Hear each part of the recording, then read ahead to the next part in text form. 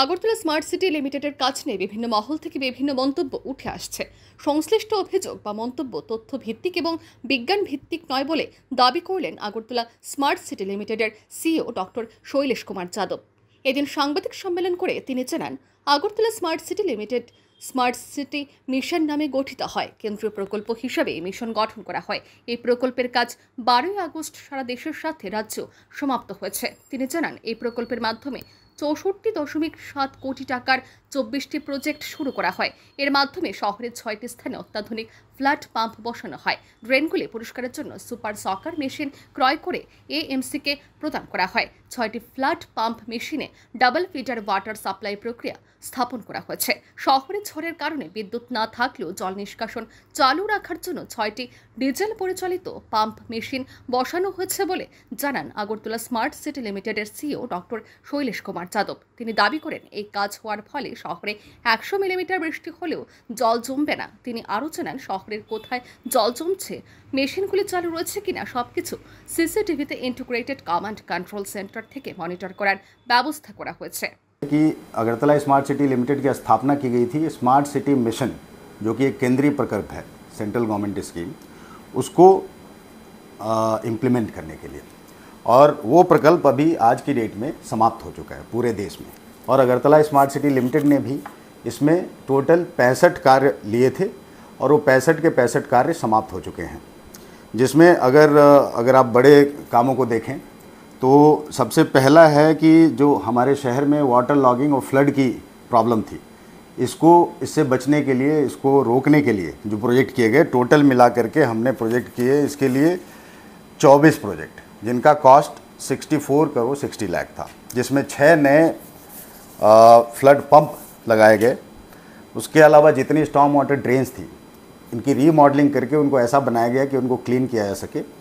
उनको क्लीनिंग करने के लिए सुपर सकर मशीन और डीसिल्टिंग मशीन खरीद करके अगरतला म्यूनिसिपल कॉर्पोरेशन को दिए गए और हर साल वो लोग क्लीन भी करते हैं। जितने फ्लड पंप स्टेशन थे उन सब में, ताकि काल बैसाखी और स्टॉर्म के दौरान बिजली ना चली जाए, उसके लिए उसमें डबल फीडर वाटर सप्लाई लगाया गया।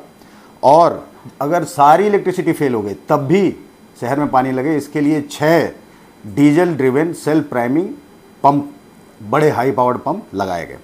সাংবাদিক সম্মেলনে তিনি আরও জানান, এই প্রকল্পের বড় প্রজেক্টগুলির মধ্যে অন্যতম হল 5.5 কিলোমিটার দীর্ঘ 4 লেনের এয়ারপোর্ট রোড। এই রাস্তার সবকিছুই মাটির নিচে রয়েছে। এমনই আরেকটি সড়ক নির্মাণ করা হয়েছে মঠ চৌমুহনী থেকে এমবিবি কলেজ পর্যন্ত। এছাড়া এলবার্ট এক্কা মেমোরিয়াল পার্ক তৈরি করা হয়েছে, যেখানে প্রতিদিন গড়ে 500 থেকে 2000 লোক টিকিট কেটে পার্কের সৌন্দর্য উপভোগ করেন।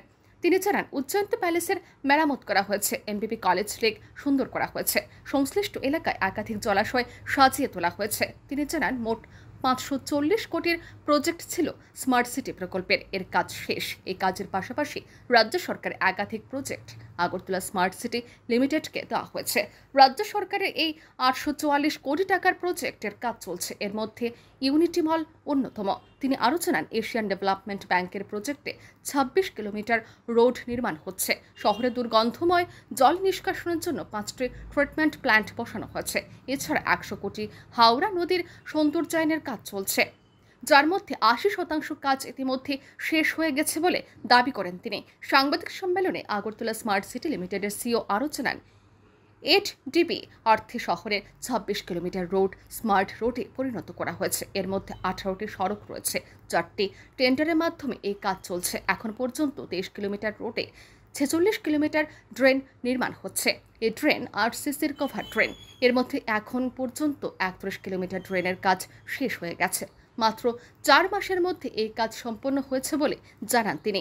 তিনি আরও জানান, বাদবাকি ড্রেন নির্মাণের কাজ আগামী 21শে সেপ্টেম্বর অর্থাৎ মহালয়ার আগে শেষ করার উদ্যোগ গ্রহণ করা হয়েছে।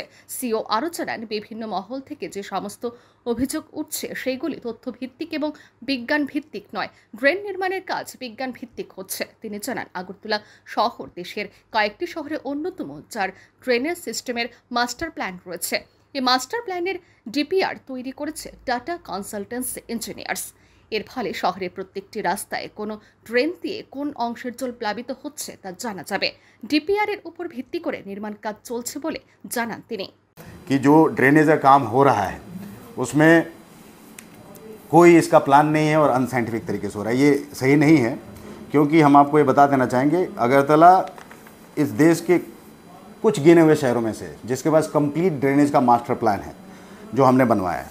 मैं आपको ये मास्टर प्लान दिखा देना चाहूँगा। ये पूरा हमारे शहर का सेंट्रल पार्ट है।